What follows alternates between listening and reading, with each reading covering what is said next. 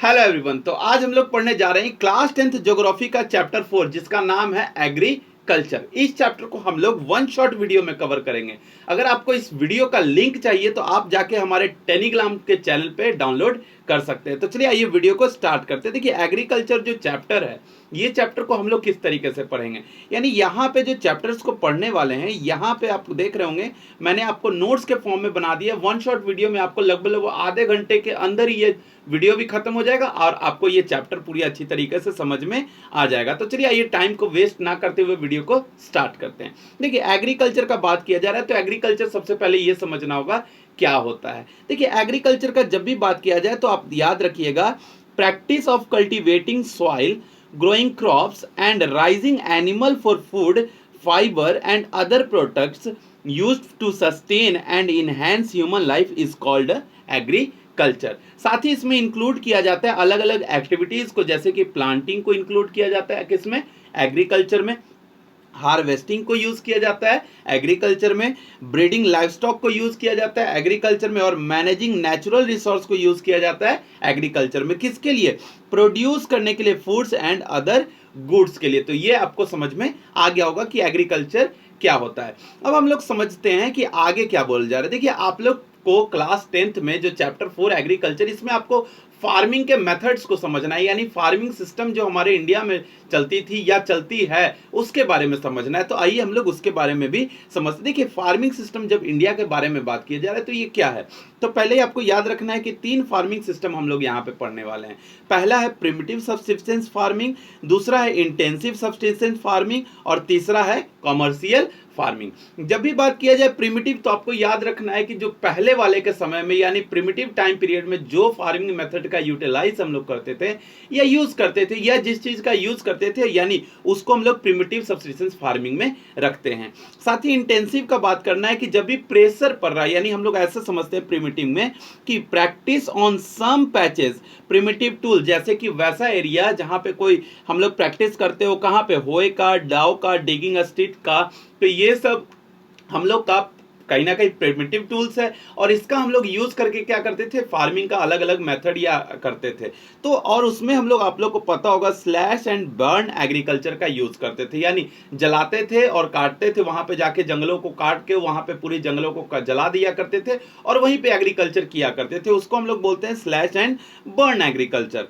और इसको जाना जाता है झूमिंग, इसी को बोला जाता है, जो कि कहाँ, आसाम में बोला जाता है, मेघालय में, मिजोरम में और नागालैंड में बोला जाता है। तो ये आपको समझ में आ गया होगा कि प्रिमिटिव सब्सिस्टेंस फार्मिंग क्या होता है। प्रिमिटिव मतलब जो आपको ऐसा याद रखना है कि जो हम लोग पहले के समय में यूज किया करते थे नॉर्मली, ठीक है। अब हम लोग आते हैं इंटेंसिव में।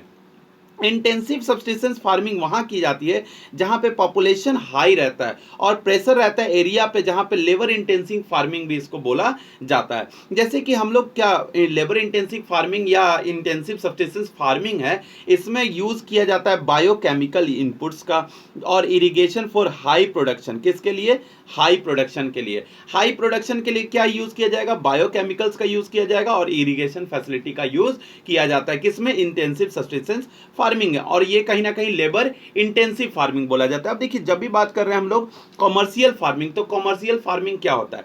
कॉमर्शियल फार्मिंग मतलब यूज मॉडर्न इनपुट्स, यानी जो आज के टाइम पीरियड में हम लोग मॉडर्न इनपुट्स को यूज कर रहे हैं, जैसे कि आपको पता होगा HYB सीड्स हो गया, हाइल्ड वेराइटी सीड्स, और केमिकल फर्टिलाइजर का यूज करते हैं। तो ये कहीं ना कहीं इसलिए हम लोग इस चीज का यूज कर रहे हैं क्योंकि प्रोडक्शन बहुत ज्यादा चाहिए, डिमांड बहुत ज्यादा है, तो उस प्रोडक्शन को, उस डिमांड को फुलफिल करने के लिए प्रोडक्शन की डिमांड पड़ती है।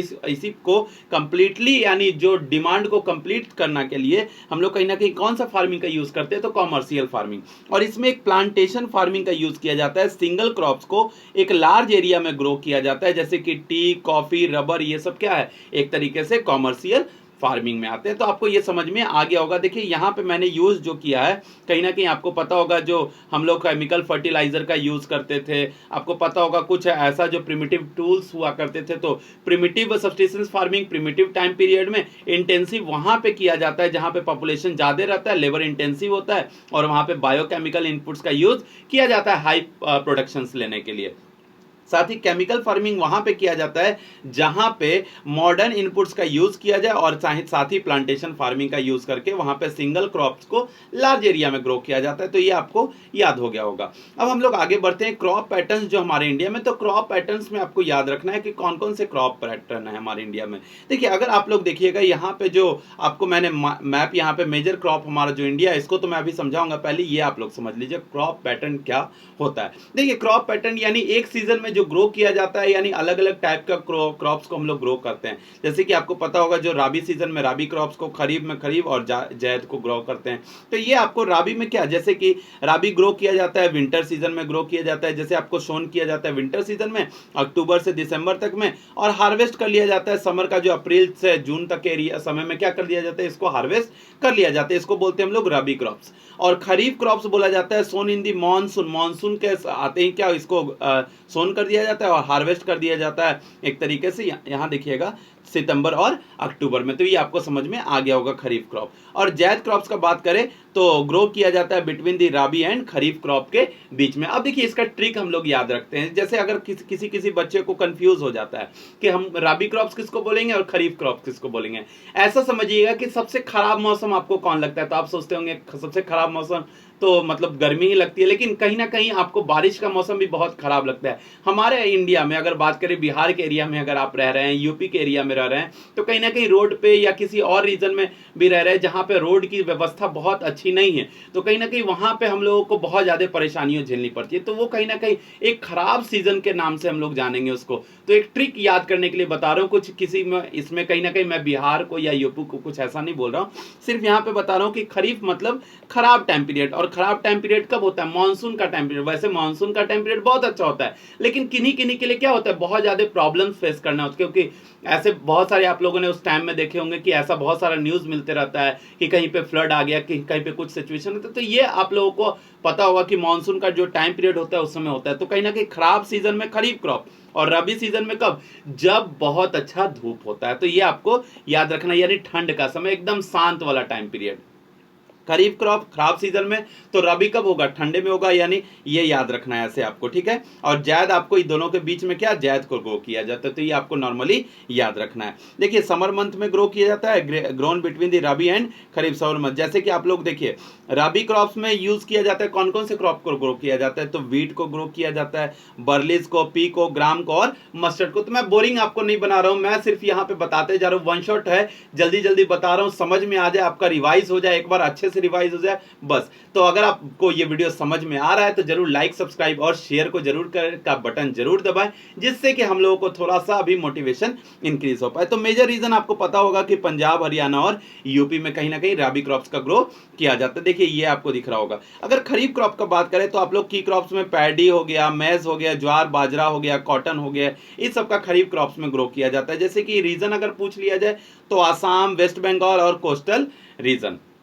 जब बात किया जाए जायद क्रॉप्स, तो जायद क्रॉप्स में वहां ग्रो किया जाएगा जहां पे आपको पता होगा कि वैसे रीजन में जहां पे ये सब, एक तरीके से ऐसा समझिए कि ये वहां पे किया जाएगा जहां पे दोनों परफेक्ट सिचुएशन बनता हो। जैसे कि आपको वाटरमेलन, कुकुम्बर, फूडर क्रॉप्स को जहां पे ग्रो होता है वो कौन सा, जायद क्रॉप्स होता है। तो आपको ये याद रखना है। ये देखिए मेजर क्रॉप हमारे इंडिया में अलग अलग है, तो आपको दिखना होगा। ये देखिए मैंने यहाँ पे राइस के लिए यहाँ पे अलग कलर है, वीट और ज्वार बाजरा ये सब के लिए अलग है। तो राइस के लिए देखिएगा हमारा, आप देखिए राइस को वहीं पे ग्रो किया जा रहा है जहां पे बहुत अच्छा सॉइल है, यानी बहुत अच्छा सॉइल जहां पे मिल रहा है। और सॉइल कैसा, एलुवियल सॉइल में, तो वहां पे राइस को ग्रो किया जा रहा है। यानी कहीं ना कहीं किसी रिवर वाले एरिया में ही क्या किया जा रहा है, यहाँ पे रबी क्रॉप्स को यानी राइस को, सॉरी खरीफ क्रॉप्स को ग्रो किया जा रहा है। अगर वीट का बात करें तो रबी क्रॉप्स में आता है वीट, और देखिए वहीं पे ग्रो किया जा रहा है जहां पे बहुत ज्यादा पानी एक्सेस नहीं है, नॉर्मल वाटर का जहां पे अवेलेबिलिटी है वहीं पे यूज किया जा रहा है। अगर ज्वार का बात करें तो आप दिख रहा होगा कि येलो येलो आपको दिख रहा होगा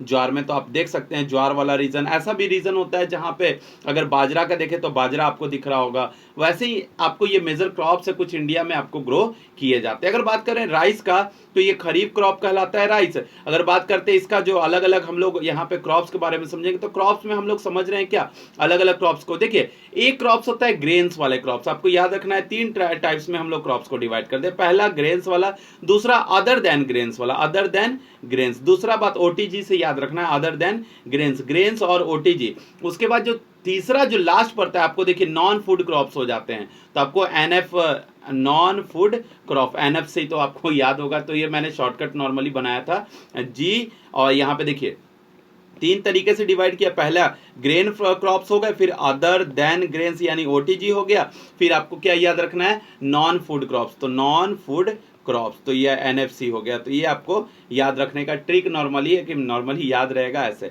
ठीक है ना। तो अब अगर बात करते हैं हम लोग राइस का, तो राइस कब ग्रो किया जाता है, तो राइस आपको पता होगा खरीफ क्रॉप्स है, और इसको जरूरत होती है हाई टेम्परेचर की, साथ ही रेनफॉल की जरूरत होती है। अगर मेजर रीजन का बात करें तो हमारा नॉर्दर्न प्लेन वाला इंडिया है, नॉर्थ ईस्ट इंडिया है, या कोस्टल रीजन है, या डेल्टा रीजन है, वहां पे क्या राइस को ग्रो किया जाता है। तो आपको नॉर्मली राइस में याद रखना है जहां टेम्परेचर ज्यादा रहेगा, लगभग आपको याद रखना है 23 से एबव हो टेम्परेचर, वैसे किसी किसी बुक में 25 भी देता है, तो हम ज्यादा आपको कंफ्यूज नहीं करेंगे। नॉर्मली आपको लगना चाहिए कि गर्मी थोड़ा सा रहे, साथ ही बारिश भी हो, तो वहां पे क्या किया जाएगा, राइस को ग्रो किया जाएगा। वीट का अगर बात किया जाए तो rabi crops need a cool growing season, यानी वैसे वहां पे किया जाएंगे जहां पे कूल ग्रोइंग सीजन होता हो, जैसे कि गंगा सतलज का जो प्लेन है, इंडिया का डेक्कन प्लेट्यू गंगा सतलज वाला प्लेन है, अब इंडिया डेक्कन प्लेट्यू जो है आपको वहां पे क्या किया जाता है, ग्रो किया जाता है, तो आपको याद रखना है। साथ ही अगर मिलेट्स का बात किया जाए, जैसे कि मिलेट्स में ज्वार बाजरा और रागी को यूज किया, तो न्यूट्रिएंट रिच क्रॉप्स होता है ये, जो कि अलग अलग रीजन में ग्रो किया जाता है।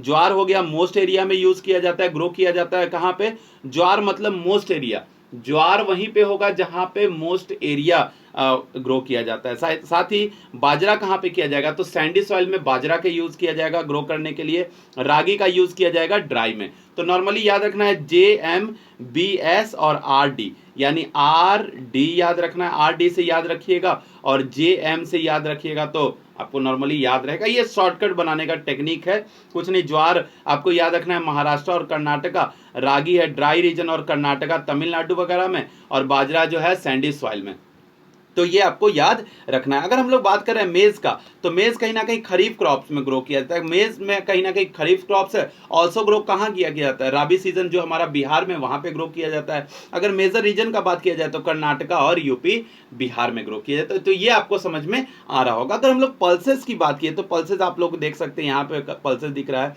मेजर पल्सेस क्या, तूर हो गया, उर्द हो गया, मूंग हो गया, मसूर हो गया, ग्राम हो गया, ये सारे क्या है, पल्सेस है। अगर मेजर रीजन की कहाँ पे ग्रो की जाती है, तो MP में, राजस्थान में और महाराष्ट्र में ग्रो किया जाता है। तो ये आपको नॉर्मली मेजर ये एरिया है। तो आप बोल रहे होंगे बिहार यूपी से, तो नॉर्मली यहाँ पे भी हाँ ग्रो किया जाता है, बट मेजर रीजन का बात किया जा रहा है तो MP में, राजस्थान में और महाराष्ट्र में। अब देखिए एक फ्रूट क्रॉप्स ऐसा होता है जो अदर देन ग्रेन्स होते हैं, तो आपको food crops other than grains याद रखना है। तो sugar cane, oil seeds, tea और कॉफी को हम लोग के पढ़ रहे हैं। तो कहीं ना कहीं शुगर केन जो है आपको पता होगा ट्रॉपिकल और सब ट्रॉपिकल वाला क्रॉप्स है ये, और ग्रो किया जाता है वहीं पे जहां पे well in hot humid climates होगा, वेल हॉट भी हो और ह्यूमिड क्लाइमेट्स भी हो। क्यों, सुक्रोज के कारण। आपको याद रखना है ह्यूमिड क्लाइमेट जहां रहेगा वहां पे सुक्रोज का कंटेंट इसमें क्या रहेगा, ज्यादा रहेगा, और उसका प्रोडक्शन बहुत अच्छा रहेगा। वहां के किसान बहुत ज्यादा क्या होंगे, हंसते खेलते होंगे, यानी इसका मतलब। अगर मेजर रीजन बात करें तो यूपी महाराष्ट्र में बहुत अच्छा होता है, कर्नाटका में याद रखना है।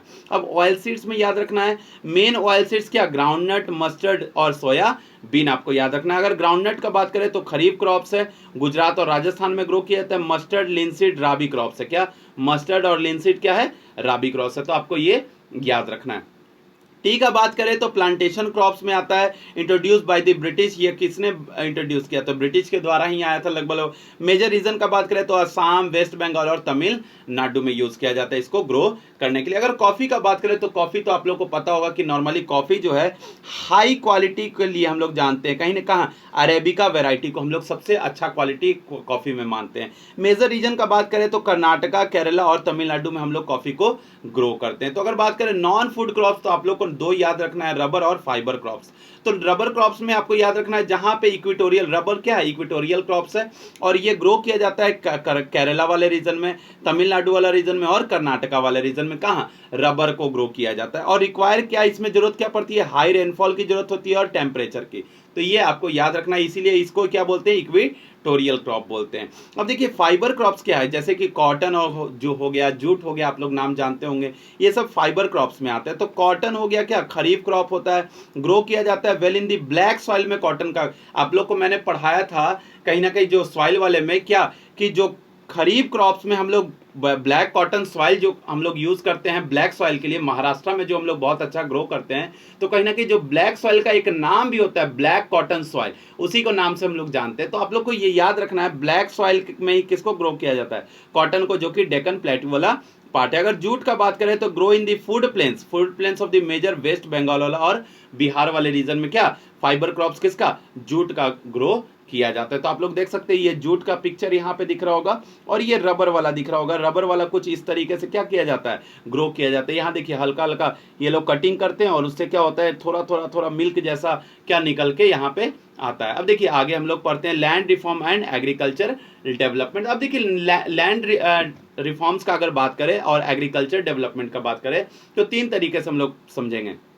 एक पोस्ट इंडिपेंडेंस रिफॉर्म में अगर हम लोग बात करें तो तीन तरीके से यहाँ पे देखिएगा पोस्ट इंडिपेंडेंस टाइम में किया गया। कैसे किया गया, पहला था लैंड रिफॉर्म किया गया। तो मतलब लैंड रिफॉर्म का जब ऐसे समझना है कि लैंड रिफॉर्म क्या होता है, यानी लैंड को कुछ सस्टेन करवाने के लिए, यानी लोगों के लिए कुछ ना कुछ ऐसा किया गया पॉजिटिव वे में, और एग्रीकल्चरल डेवलपमेंट कुछ किया गया। अब दोनों के बारे में लैंड रिफॉर्म्स में आपको याद रखना है कलेक्टिवाइजेशन को याद रखना है, दूसरा कंसोलिडेशन को याद रखना है, और तीसरा जो है एबॉलिशन ऑफ जमींदारी। और इसको कहेंगे लैंड रिफॉर्म्स में डालते हैं हम लोग। लैंड रिफॉर्म्स में किसको, कलेक्टिवाइजेशन, कंसोलिडेशन और एबॉलिशन ऑफ जमींदारी। देखिए कलेक्टिवाइजेशन क्या होता है, यानी कलेक्ट करना, ऐसे आपको याद रखना, कलेक्टिवाइजेशन में कलेक्ट करना। क्या, अब कलेक्ट क्या, आफ्टर इंडिया गेन्ड इंडिपेंडेंस क्या हुआ, द गवर्नमेंट रियलाइज, जब हमारा इंडिया क्या हुआ था, आजाद हुआ था, तो गवर्नमेंट को ये लगा कि agriculture will be carried out in very small fragmented plot of land which made farming insufficient,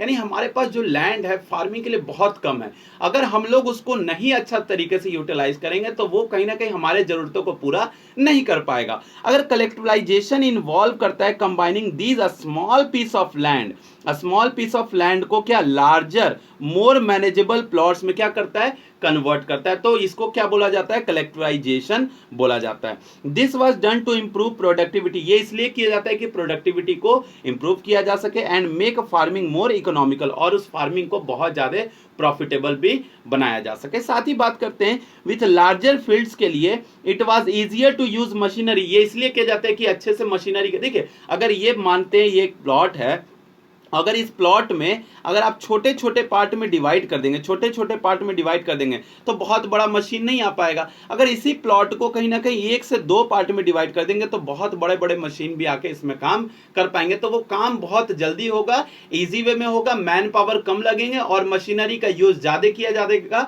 जिससे कि बहुत सारे जो भी फार्मर्स हैं, या आप लोग जानते होंगे जो फार्मर्स हैं, उनको बहुत ज्यादा प्रॉफिट, अच्छे मुनाफे मिलेंगे। अब with larger field it was easier to machinery implement irrigation with the manage land effectively, और इसको बहुत अच्छी तरीके से लैंड का यूटिलाइज किया जा सके, इसलिए क्या किया गया था, कलेक्टिवाइजेशन किया गया था। पोस्ट इंडिपेंडेंस रिफॉर्म में ये आते हैं, तो आपको याद रखना होगा, पहला पोस्ट इंडिपेंडेंस रिफॉर्म तो आपको कलेक्टिवाइजेशन, तो दूसरा है कंसोलिडेशन। देखिए कंसोलिडेशन क्या होता है, कंसोलिडेट करना मतलब एक दूसरे में मिला देना, ऐसे याद रखना है, एक दूसरे में मिला देना। देखिए मैंने यहाँ पे पिक्चर्स को एक दूसरे में सेट करने, कैसे, सिमिलर टू कलेक्टिवाइजेशन, सेम है, मतलब थोड़ा सा का अंतर है। देखिए थोड़ा सा क्या अंतर है, consolidation aim to merge fragmented land holding into a single larger plot, same है, कुछ नहीं है, बहुत इसमें चेंजेस नहीं है, बस थोड़ा सा आपको याद रखना है, बड़े प्लॉट में चेंज करना, छोटे छोटे प्लॉट को बड़े प्लॉट में चेंज करना, यहां पे कलेक्ट करना, यानी किसी का लैंड यहां था, किसी का यहां था, किसी का यहां था, तो ऐसा बोला गया कि आपका जो इधर इधर छोटा छोटा लैंड है उसको क्या कर लीजिए, एक में मर्ज कर लीजिए। अगर किसी का यहां था तो आप क्या कर लीजिए, यहां वाला ले लीजिए, जिससे क्या कलेक्ट हो सके, सब लोग एक जगह आ पाए। और कंसोलिडेशन में बताया गया था सिंगल लार्जर प्लॉट को बनाना। देखिए before consolidation farmer might have on several a small piece of land, यानी छोटे छोटे पीस ऑफ लैंड पे किया करते थे खेती, and scattered at different location में बिखरे हुए थे, making the difficult to farm efficiently, कहीं ना कहीं वो इफेक्टिवली उनको वर्क करने में बहुत ज्यादा प्रॉब्लम होता था।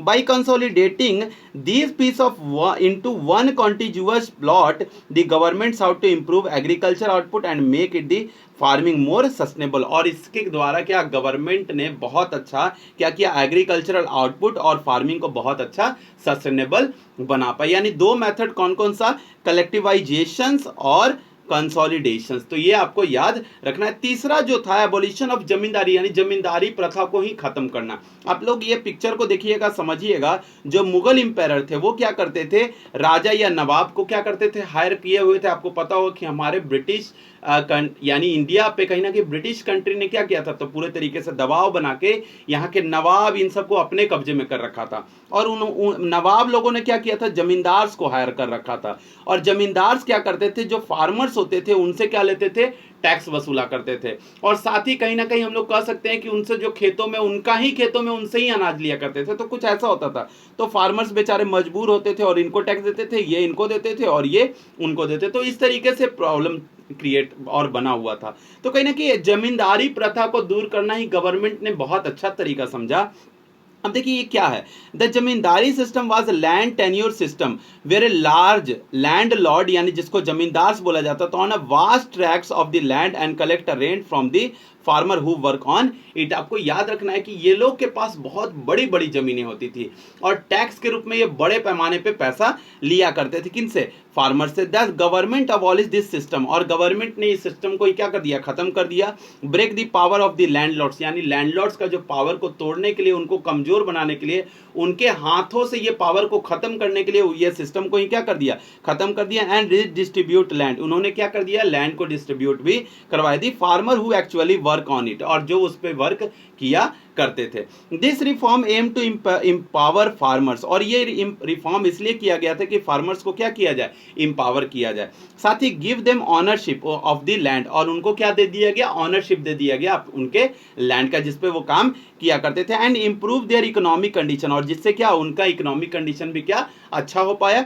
साथ ही by making them independent land owners, और उनको एक तरीके से लैंड ऑनर इंडिपेंडेंट भी बनाया गया। यानी कहीं ना कहीं जिस जमीन पे वो खेती किया करते थे, जो कौन खेती किया करते थे, तो फार्मर किया करते थे, इनसे वो टैक्स जो लिया करते थे, अब इनका ये जमीन पे खेती कर रहे हैं, इन्हीं से टैक्स ले रही, और सारा पैसा भी फार्मर्स का होता था, सारा मेहनत भी फार्मर्स का होता था, और टैक्स देना पड़ता था किनको, जमींदार्स को देना पड़ता था। तो गवर्नमेंट ने इस चीज को ही क्या कर दिया, खत्म कर दिया, ये सिस्टम को ही खत्म कर दिया। अब हम लोग पढ़ेंगे, एक है आपको टॉपिक पढ़ना है, इसके लिए गवर्नमेंट ने नहीं, यहाँ पे विनोबा भावे जी ने क्या एक बहुत अच्छा मूवमेंट चलाया, जिसका नाम है, आपको याद रखना है, मूवमेंट होगा यहाँ पे, टी छूट गया यहाँ पे, तो भूदान ग्राम दान मूवमेंट। तो आपको याद रखना है भूदान ग्राम दान मूवमेंट। अगर आपको इस वीडियो का पीडीएफ चाहिए होगा तो आप टेलीग्राम के लिंक पे आके आप वहां पे एक्चुअली में डाउनलोड कर सकते हैं, क्योंकि मैं आपको किस तरीके से शेयर करूंगा, सिर्फ मेरे पास वही एक बहुत अच्छा सिस्टम है कि मैं टेलीग्राम को इस जो वीडियो का जो पीडीएफ है उस पर शेयर कर दूंगा, आप वहां से जाकर डाउनलोड कर दीजिएगा और आपका ये वन शॉट नोट्स भी तैयार हो जाएगा। तो हम लोग थे बात कर रहे थे भूदान और ग्रामदान मूवमेंट पे। अब देखिए भूदान ग्रामदान मूवमेंट क्या होता है, तो भूदान ग्रामदान से आपको समझ में आ रहा होगा, यहाँ पे दान देना का बात किया जा रहा है, यानी भू का दान, जमीन का दान, साथ ही ग्रामदान यानी पूरे गांव का दान दिया जा रहा है। तो ऐसे ही आपको याद रखना है भूदान और ग्रामदान मूवमेंट क्या था। ये लीड बाय विनोबा भावे, आप लोग को पता होगा एक विनोबा भावे नाम के व्यक्ति ने इस मूवमेंट को चलाया था, और devoted the followers of Mahatma Gandhi, ये बहुत बड़े फॉलोवर्स थे किनके, महात्मा गांधी के रास्तों पे चलने वाले। एंड इनिशिएटेड दी भूदान ग्रामदान जो movement as a part of the broader effort to promote the social equality और रिड्यूस पॉवर्टी। इन्होंने इस जो मूवमेंट चलाया था भूदान और ग्रामदान, दो कारणों से चलाया था। पहला कारण सोशल इक्वालिटी लाया जा सके, साथ ही पॉवर्टी को क्या किया जा सके, कम किया जा सके, और इसी के लिए विनोबा भावे जी ने क्या किया था, भूदान और ग्रामदान वाला मूवमेंट भी चलाया था। अब देखिए ये क्या होता है, भूदान हो या ग्रामदान हो। अब देखिए इसको एक एक करके समझते हैं। भूदान क्या होता है, भूदान में आपको याद रखना है लैंड गिफ्ट किया जाता था। क्या किया जाता था, लैंड गिफ्ट किया। आप लोग गिफ्ट का मतलब समझते हैं किसी को दान देना, किसी को गिफ्ट के तौर पे देना। आप समझिए the idea behind Bhoodan was encourage wealthy land owners to voluntary donate a portion of their land of the landless poor. ये सिस्टम के द्वारा यानी भूदान मूवमेंट के द्वारा विनोबा भावे जी ने एक मुहिम चलाया, ऐसा मूवमेंट चलाया, और लोग क्या बोला, बड़े बड़े जो लैंड ओनर्स थे उनको बोला कि आप लोग के पास तो इतनी बड़ी बड़ी जमीनें हैं, आप लोग क्या कर दीजिए, कुछ दान आप लोग दे दीजिए जिनके पास बहुत ज्यादा या एक भी जमीन नहीं है, जो एकदम लैंडलेस पुअर है उनको क्या कर दीजिए, जमीनें दे दीजिए, जिनसे कि उनका इकोनॉमिकल कंडीशन भी ठीक हो जाए और वो एक तरीके से पॉवर्टी से बाहर आ सके। तो ये किनका राय था, तो विनोबा भावे जी का था। ये एक कह सकते हैं पोलाइटली किया गया मूवमेंट था। साथ ही this movement aim to address the issue of the landlessness and provide the mean of the livelihood those without any land. ये सिर्फ ये दिमाग में था विनोबा भावे जी को, इससे क्या होगी, पॉवर्टी भी खत्म हो जाएगी, यानी जो लैंडलेसनेस था, जो provide means the livelihood those people who any land, यानी जिनके पास मान के चलते कोई भी जमीन नहीं थी, उनको जमीन मिलेगा तो वो उस पर काम करेंगे और अपना जीवन यापन भी कर पाएंगे। तो सिर्फ ये भूदान को इसलिए किया जाता था और ये एक मूवमेंट चलाया गया था किनके द्वारा, तो आपको याद रखना है विनोबा भावे जी के द्वारा। अगर एक ग्राम दान का बात किया जाए तो यहाँ पे गिफ्ट में क्या आएगा, विलेज आएगा। ग्राम मतलब होता है विलेज। अब देखिए, in some cases entire village were donated to redistribution among the poor. अब देखिए, कभी कभी तो ऐसे होते थे जो लैंड ऑनर्स बहुत बड़े बड़े होते थे, उनके पास बहुत बड़ी बड़ी जमीनें होती थी, कहीं ना कहीं उनके पास एक गांव का गांव मतलब उनके पास जमीनें, इतनी बड़ी बड़ी जमीनें होती थी, कोई कहने लायक नहीं।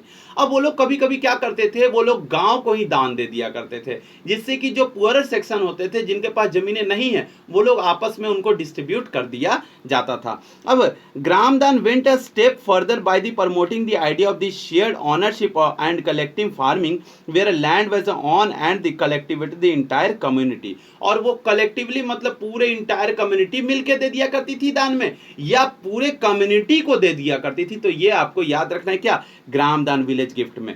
The movement was a peaceful, ये मूवमेंट क्या था, एकदम पीसफुल मूवमेंट था। Effort to redistribute land and promote equality, ये किस चीज को बढ़ावा देना था, इक्वालिटी को बढ़ावा देना था, जिसको ड्राइवन बाय द मोरल और ethical appeals and rather than by the legal compulsion. आपको याद रखना, ये कोई बहुत मतलब प्रेशराइज नहीं किया था यहाँ पे भूदान के लिए या ग्रामदान के लिए, कौन, विनोबा भावे जी ने। ये एकदम पोलाइटली किया गया मूवमेंट था, जिससे कि अगर जिनको लगती है जरूरत, उनको लगता है कि नहीं ये जो पॉवर्टी लाइन से नीचे या गरीब लोग हैं, उनको क्या कर देना चाहिए, दे देना चाहिए दान में, जिससे कि उनका इकोनॉमिकल कंडीशन ठीक हो जाए, तो वो बिल्कुल कर सकते थे। ये सिर्फ किनका राय था, विनोबा भावे जी का राय थे। बहुत लोग इसके सामने आए थे, बहुत लोग इनको सपोर्ट किए थे। अब देखिए, ये चीज हम लोगों ने पॉवर्टी पढ़ा, तो पॉवर्टी का बात किया जाए तो कहीं ना कहीं गवर्नमेंट का क्या इनिशिएटिव रहा है, ये हम लोग को समझना होगा। तो फूड सिक्योरिटी के लिए गवर्नमेंट ने भी कुछ प्लान्स बनाए थे, कुछ सिस्टम बनाए, जैसे कि नेशनल फूड सिक्योरिटी सिस्टम बनाए। अब देखिए, नेशनल फूड सिक्योरिटी सिस्टम क्या होता है, देखिए, the Indian government stabilize a national food security. कैसा national food security system, to ensure that all citizen specially to the poor have to access the sufficient food. Government को लगा, government ने ये सोचा कि नेशनल फूड सिक्योरिटी के according हम लोग क्या करेंगे, इंश्योर करेंगे जितने भी सिटीजन है स्पेशली पुअर और have access to sufficient food, यानी उन लोग को क्या, पुअर सेक्शन वाले ऑफ द सोसाइटी है, उनको क्या फूड का एक्सेस करवाएंगे, यानी उनको फूड का डिलीवर करवाएंगे। साथ ही इस सिस्टम में इंक्लूड किया गया था दो मेन कंपोनेंट्स को, तो आपको याद रखना है, पहला कंपोनेंट्स बफर स्टॉक को बनाना और दूसरा कंपोनेंट पब्लिक डिस्ट्रीब्यूशन सिस्टम को बनाना। अब देखिए, पीडीएस क्या होता है और बफर स्टॉक क्या होता है, इसको थोड़ा सा आप लोग शॉर्ट में समझिए। अब देखिए, बफर स्टॉक आपको दिख रहा होगा ये पिक्चर में, लेकिन नॉर्मली पिक्चर से थोड़ा सा ऐसे समझना है।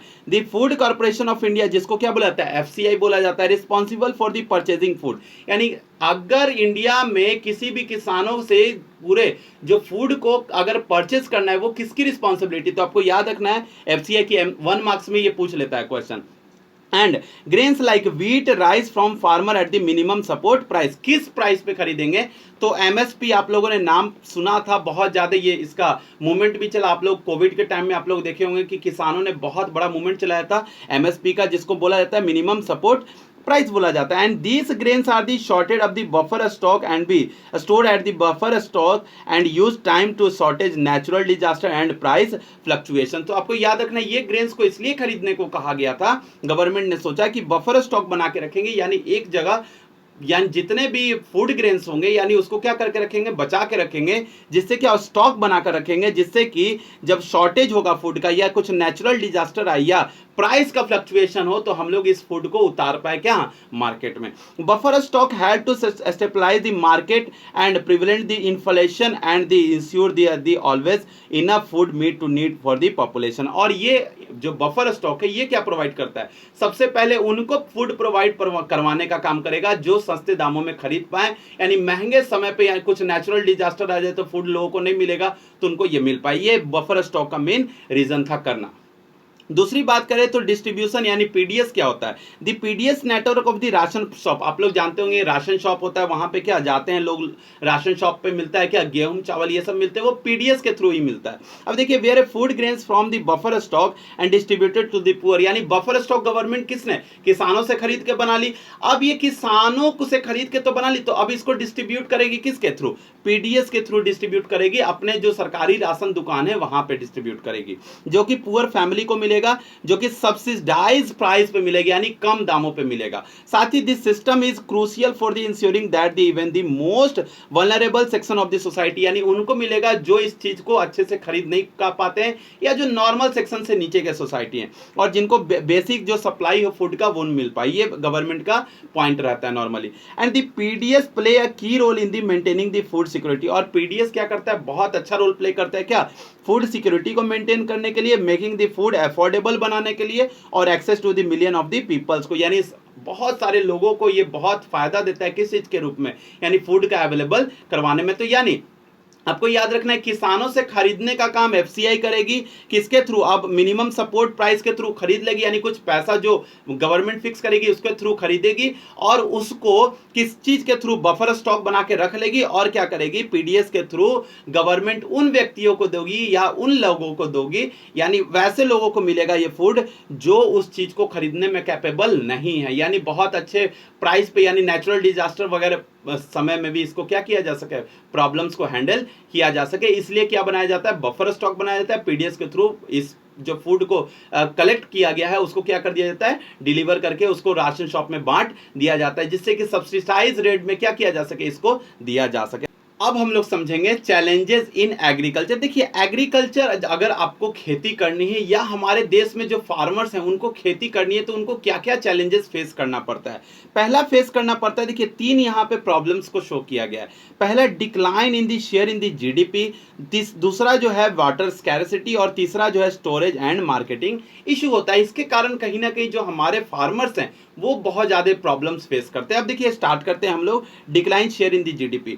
देखिए अगर इसका बात करें तो over the years agriculture contribution of India GDP, जिसको ग्रॉस डोमेस्टिक प्रोडक्ट बोलते हैं, ये क्या हो रहा है, धीरे धीरे डिक्रीज कर रहा है। जैसे कि आपको पता होगा जो हमारा कंट्री है ये एक समय में ऐसा था जहां पे लगभग एक यानी 2/3 जो लोग थे, यानी 2/3 पॉपुलेशन किसके ऊपर डिपेंडेंट था, एग्रीकल्चर के ऊपर था। लेकिन धीरे धीरे लोग अब उस पर डिपेंडेंसीज लोगों की कम होते जा रही है। तो आपको ये लग रहा होगा कि इंडिया डेवलप कर रहा है। नॉर्मली आपको ये समझना है कि इंडिया डेवलप तो कर रहा है, लेकिन आपको ये भी ध्यान रखना है कि लोगों का जो फूड्स का नीड्स है वो कहां से पूरा होगा अगर लोग उसमें काम ही नहीं करेंगे। तो ये आपको समझना है। कारण है कि बहुत सारा रीजन है कि लोग जो फार्मर्स है इस चीजों को छोड़ के अब दूसरे कामों में लग रहे हैं। देखिए कारण में बताएं तो अगर शेयर जीडीपी का गिरा है, while agriculture was one of backbone, एक समय ऐसा हुआ करता था एग्रीकल्चर क्या था, backbone of the Indian economy था। And share in the GDP has a fallen due to the further growth of the sector, other sector like industry और सर्विस सेक्टर। आप लोगों ने सेक्टर पढ़ा होगा, 3 सेक्टर, प्राइमरी, सेकेंडरी और tertiary, यानी secondary और टर्शरी का बहुत ज्यादा क्या हुआ, ग्रो हुआ। इसमें सबसे ज्यादा टर्शरी सेक्टर बढ़ी। अब इसमें प्राइमरी क्या हुआ, डाउन हुई है। यही रीजन है the decline in the concerning because the large portion of the Indian population still depends on the agriculture of their livelihood. लेकिन आज के समय में भी बहुत बड़ा पॉपुलेशन है किसके ऊपर डिपेंडेंट है, एग्रीकल्चर के ऊपर। The agriculture continues the decline in the could lead increase poverty and unemployment and margination of the rural and urban areas. अब एक ऐसा समय आएगा लोग जब एग्रीकल्चर छोड़ेंगे तो क्या होगा, नॉर्मली वो किसके तरफ जाएंगे, रूरल या अर्बन एरियाज में जाएंगे, अर्बन एरियाज में जाएंगे। अब ये अर्बन एरियाज में जाने का सबसे बड़ा प्रॉब्लम होगा कि लोगों के पास बहुत सारे प्रॉब्लम्स होंगे, जैसे कि इंक्रीज हो जाएगा धीरे धीरे पॉवर्टी हो गया, अनएम्प्लॉयमेंट हो गया, मार्जिनाइजेशन हो गया, ये सब कहीं ना कहीं आपको ये रूरल और urban areas, rural to urban areas में ये चीज फेस करना पड़ सकता है। यानी कहीं ना कहीं जो लोग गांव में रहते थे, खेती करते थे, वो भी लोग कहाँ जाएंगे, शहरों में जाएंगे। और जो गांव से कुछ लोग गए हुए थे, यानी सबसे ज्यादा जो प्रॉब्लम्स फेस करना होगा अर्बन पॉपुलेशन को करना होगा। अब जो रूरल पॉपुलेशन है वो तो किसी तरीके से सर्वाइव करेंगे, लेकिन उनको भी बहुत सारे प्रॉब्लम फेस करने पड़ेंगे। अगर बात करें वाटर स्कैरसिटी के कारण भी कहीं ना कहीं चैलेंजेस फेस करना पड़ रहा है, किनको, फार्मर्स को, एग्रीकल्चर के लिए। अब देखिए वाटर स्कैरसिटी हमारे इंडिया में अगर बात किया जाए तो मेजर चैलेंजेस फेस करता है हमारा इंडियन एग्रीकल्चर सेक्टर, किसके प्रॉब्लम्स के कारण, तो वाटर स्कैरसिटी के कारण। ओवर यूज ऑफ जो वाटर रिसोर्स है, इनसफिशिएंट ऑफ इरिगेशन प्रैक्टिस जो होता है, एंड द क्लाइमेट चेंजेस होता है, इसके कारण कहीं ना कहीं जो drop in the water level in many parts of the country वो क्या हो गया है, डाउन होता चला गया है। आपको पता होगा वाटर टेबल धीरे धीरे डाउन होता चला गया है। अब इसके कारण जो फार्मर्स थे उनको तो ये पानी मिलेगी नहीं, तो वो अपने क्रॉप्स को कहां से देंगे। अब क्रॉप्स को नहीं देंगे तो कहीं ना कहीं उनका क्रॉप्स ग्रो नहीं होगा और उसका प्रॉब्लम्स हम लोगों को भी फेस करना पड़ेगा। अगर बात करते हैं many farmers rely on the ground water irrigation, but over extraction they cause the water table to fall to making increasingly difficult to access the water for crops. अब देखिए बहुत ज्यादा यूज होगा, क्योंकि अब देखिए वाटर टेबल डाउन चला जाएगा। अगर वाटर टेबल यानी वाटर रहेगा ही नहीं इसमें तो निकलेगा कहां से, जो निकलना होगा निकल के, और वो खेतों में होगा कहीं ना कहीं, वहां पे जो वाटर कहीं ना कहीं जिसका यूज होना चाहिए था उस क्रॉप्स के लिए वो नहीं हो पाएगा अच्छे से, और क्योंकि खत्म भी हो जाएगा, एक समय आएगा कि उस क्रॉप्स को भी मिल नहीं पाएगा।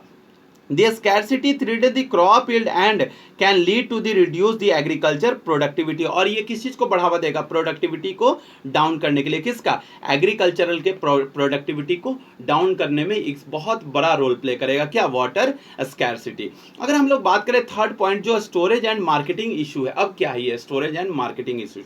आपको पता होगा India faces significant challenge in the sorting the marketing और एग्रीकल्चर प्रोड्यूस। देखिए many crops go to waste due to the inadequate and the storage facility specially in the rural areas. आप देखिएगा रूरल एरियाज में अगर जाइएगा तो लोगों को लोग क्या करते हैं, अपने घरों में या तो स्टोर कर लेते हैं ग्रेन्स को, या तो किसी जगह पे स्टोर करते हैं। लेकिन प्रॉब्लम्स उनको तब होता है जब उनके पास बहुत ज्यादा ग्रेन्स हो और वो उसको स्टोर करने के लिए भी ना मिले। अब विदाउट प्रॉपर स्टोरेज वो ग्रेन्स को क्या करेंगे, परिशेबल जो गुड्स आइटम्स होंगे वो कैन स्पॉइल और leading to the significance loss for the farmer. और ये किन चीज को, फार्मर्स को ही लॉस दो गया, यानी जो ग्रेन्स रखना चाहिए था एक सेफ जगह पे जिससे कि वो ग्रेन सेफ रह पाए, अब वो कहीं ना कहीं सेफ नहीं होने के कारण वो खराब हो जाएगा ग्रेन, और खराब होने के कारण प्रॉब्लम्स किनको आएगा, उसका जो रिजल्ट किनको मिलेगा, तो फार्मर्स को मिलेगा। और अगली बार तो फिर फार्मर्स उतना ज्यादा प्रोडक्शन करेंगे नहीं, जिसके कारण कहीं ना कहीं हमारे ऊपर भी प्रॉब्लम्स आएगा। अब देखिए एडिशनली फार्मर्स जो often have difficulty accessing market where they can be sell their produce fair price. और देखिए फार्मर्स तो यही चाहते हैं कि हम लोग जो भी क्रॉप्स को ग्रो करें एक बहुत अच्छे रेट पे मिल जाए, यानी अच्छे रेट पे जब बिकेंगे तो उनको एक अच्छा पैसा मिलेगा, अच्छा पैसा मिलेगा तो वो लोग अगली बार भी क्या करेंगे, अच्छा प्रोडक्शन करने का ट्राई करेंगे। अब प्रॉब्लम ये होगा जब पुअर इंफ्रास्ट्रक्चर होगा, ट्रांसपोर्टेशन का फैसिलिटी नहीं होगा,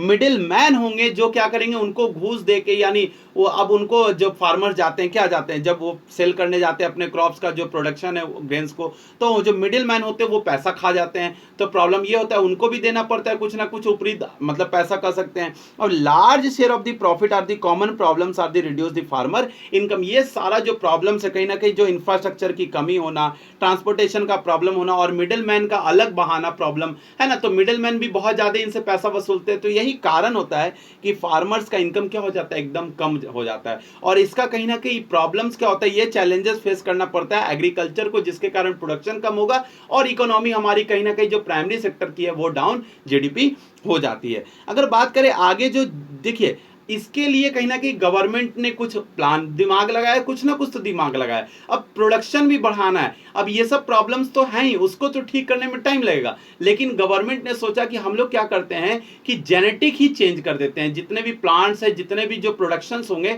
वो जो क्रॉप्स होंगे उसका जेनेटिक चेंज कर देंगे, जिससे कि एक पौधा अगर मान लेते हैं कि 100 ग्राम को किसी ग्रेन्स को प्रोडक्शन देता था, तो वो 100 ग्राम ना देकर के 200 ग्राम दे, तो प्रोडक्शन बढ़ाने का सोच रहे थे ये लोग।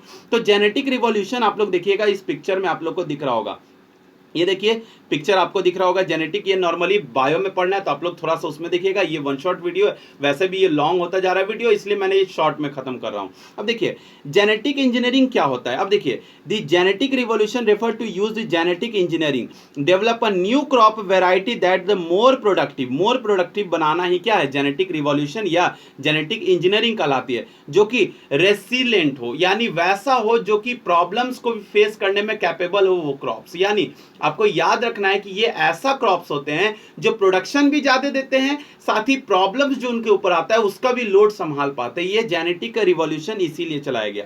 Scientist are creating genetically modified, जिसको जीएम बोला जाता है, crops have higher yield variety, जिसको बोला जाता है, are resistant to pest and disease, can be tolerate to harsh environment and condition. ये इसलिए साइंटिस्टों ने किया कि बहुत ज्यादा कभी कभी हमारे यहाँ प्रॉब्लम्स आता है, कभी पानी ज्यादा हो जाती है, कभी कम हो जाती है, कभी बहुत ज्यादा कीड़े लग जाते हैं, कभी कभी प्रॉब्लम्स, ये सारा देखना पड़ता है फूड क्रॉप्स को। तो इस चीज को वो लोग क्या झेल पाए, अधिक समय तक झेल पाए, इसके लिए उन्होंने जेनेटिक ही क्या कर दिया, चेंज कर दिया। अब these new crops help farmer increase their productivity, ये फायदा तो किया फार्मर्स की ने कहीं ना कहीं प्रोडक्टिविटी को इंक्रीज करने के लिए, while reducing the needs for the chemical inputs like pesticides और जो फर्टिलाइजर है, यहाँ पे reduce the needs for the chemical inputs, और वो लोग चाहते थे कि हम लोग जो केमिकल इनपुट्स यूज करते हैं मैक्सिमम अमाउंट में वो भी कम हो, तो ये भी फायदा होते हुए दिखा था, जैसे पेस्टिसाइड्स और फर्टिलाइजर का। अब देखिए जो कहीं ना कहीं आप लोग जानते होंगे जेनेटिकली मॉडिफाइड क्रॉप्स होते हैं have been potential to address food security, ये क्या कर सकता है, जो जेनेटिकली चेंज किया गया है जिसमें क्रॉप्स में, वो क्या कर सकते हैं, इतना इसमें कैपेसिटी है कि वो एक ही प्लांट बहुत ज्यादा प्रोडक्शन देगा। यानी जो पहले वाला प्लांट था, जो अभी का प्लांट है, उसमें दोनों के प्रोडक्शन में क्या दिखता है, बहुत ज्यादा चेंजेस देखने को मिलता है। अब ये इंक्रीजिंग द फूड प्रोडक्शन को इंक्रीज करने के लिए किया गया था, और reducing the losses of the पीड्स and disease से बचने के लिए किया गया था। तो ये आपका था क्या, जेनेटिक रिवॉल्यूशन, जिसको जेने रिवॉल्यूशन या जेनेटिकली इंजीनियरिंग बोला जाता है। अब देखिए क्रॉप जो डाइवर्सिफिकेशन होता है, क्रॉप डाइवर्सिफिकेशन क्यों, गवर्नमेंट ने यह भी प्लान बनाया कि हम लोगों को, जो किसान हैं, उन लोगों को ये चीज सिखाएंगे कि क्रॉप्स का डाइवर्सिफिकेशन करो, यानी जो आप ग्रो करते हो उससे ज्यादा अलग अलग वैरायटी के क्रॉप्स को ग्रो करो। यही था क्या, क्रॉप डाइवर्सिफिकेशन। देखिए crop diversification involves encouraging the farmer to grow variety of crops, यानी फार्मर्स को क्या करना, नॉर्मली ये करना, इंकरेज करना क्या, अलग अलग वैरायटी ऑफ क्रॉप्स को ग्रो करने के लिए। साथ ही इंस्टेड रिले सोले दी ट्रेडिशनली स्टेबल लाइक व्हीट और राइस, यानी आप व्हीट भी राइस भी लगाओ, कोई प्रॉब्लम नहीं है, लेकिन वैसा भी क्रॉप्स ग्रो करो जो मिड टाइम में बच जाते हैं, या आप लोग ये सब छोड़ो और दूसरा ऐसा ग्रो करो, सब लोग तो ये ग्रो कर रहे हैं, आप कुछ चेंजेस करके ग्रो करो, जिससे क्या होगा, क्रॉप्स का डाइवर्सिफिकेशन होगा और आपका प्रॉफिट भी इंक्रीज होगा। Bye growing high value crops जो हो गया, जैसे कि फ्रूट्स हो गया, वेजिटेबल्स हो गया, या कैश क्रॉप्स हो गया, या फार्मर्स हो गया, कैन इंक्रीज देयर इनकम, इससे क्या होगा, फार्मर का इनकम इंक्रीज होगा और रिड्यूस करेगा क्या, dependency on a single crop, यानी वो किसी एक स्पेसिफिक क्रॉप के ऊपर डिपेंडेंस नहीं रह पाएंगे। अब देखिए डाइवर्सिफिकेशन ऑल्सो हेल्प, एक और चीज में प्रॉफिट करता है क्या, रिड्यूस द इन्वायरमेंटल इंपैक्ट, ये इन्वायरमेंटल इंपैक्ट होने पे भी बचाता है। कैसे, farming bye promoting sustainable agricultural practices, और ये मोटिवेट नॉर्मली गवर्नमेंट इसलिए ये चीज को प्लान को लाना जरूरी था कि क्रॉप का डाइवर्सिफिकेशन होगा तो कहीं ना कहीं प्रमोट किया जाएगा, सस्टेनेबल एग्रीकल्चरल प्रैक्टिसेस की जाएगी, जिससे कि सॉइल भी कंजर्व हो पाए और बहुत ज्यादा फर्टिलाइजर ये सब चीज का भी यूज ना हो पाए, तो कहीं ना कहीं हमारा जो इकोसिस्टम है वो भी क्या रहेगा, बैलेंस रहेगा। अब it make a farming more resistant to market function and the environmental changes, are farmer are not dependent on the success of the single crop, यानी गवर्नमेंट का ये सोचना था कि अगर फार्मर एक ही क्रॉप्स के ऊपर डिपेंडेंट रहेंगे तो वो कभी भी सक्सेस नहीं हो पाएंगे, उनका ना ही इनकम ग्रो हो पाएगा, ना ही बढ़ पाएगा, और ना ही उनका बहुत अच्छा प्रोडक्शन भी हो पाएगा। अगर वो वैरायटी ऑफ अलग अलग क्रॉप्स को ग्रो करेंगे तो कहीं ना कहीं उनका इनकम भी चेंज होगा, और कहीं ना कहीं जो हमारा इन्वायरमेंट है वो भी क्या रहेगा, सेफ रहेगा। तो ये क्या था, आप लोग का जो चैप्टर था वो क्या हो गया, खत्म हो गया। अब हम लोग थैंक यू बोलना चाहेंगे, टाइम आपका बहुत ज़्यादा में भी लग गया होगा कहीं ना कहीं। तो हम लोग तो सोचे थे कि ये चैप्टर को 30 मिनट्स के अंदर ही करेंगे, लेकिन कहीं ना कहीं इस चैप्टर में कुछ चीज़ें थी जो समझाने वाली थी, वो बहुत ज़्यादा आप लोगों को समझना जरूरी था। मैं बहुत शॉर्ट में लेके जाना चाहता था, लेकिन थोड़ा सा अंदर से एफर्ट लगा लगा के कहीं ना कहीं मैं शॉर्ट में थोड़ा सा तो चेंज किया हूँ, थोड़ा सा आपके लिए लॉन्ग किया हूँ, इसलिए कि आपको थोड़ा सा समझ में अच्छे से आ जाए। और अगर ये वीडियो अच्छा लगा हो तो चैनल को सब्सक्राइब करना नहीं भूलिएगा, साथ ही बेल आइकन को दबाइएगा और दोस्तों के साथ भी शेयर कीजिएगा, क्योंकि हमारे ये चैनल नया है और जिससे कि हम लोगों को भी थोड़ा सा सपोर्ट मिल सकेगा। अब हम लोग मिलेंगे नए वीडियो में नए टॉपिक के साथ, यानी नए चैप्टर के साथ। जब तक के लिए जय हिंद। और आपको अगर इस पीडीएफ को चाहिए तो आप लोग जरूर हमारे टेलीग्राम को फॉलो कर लीजिए, साथ ही हमें इंस्टा पे भी फॉलो कर सकते हैं, और आप लोग मैसेज से भी नॉर्मली क्या कर सकते हैं, टेलीग्राम को फॉलो कर सकते हैं। अब हम लोग मिलते हैं नए वीडियो में नए टॉपिक के साथ, जब तक के लिए जय हिंद।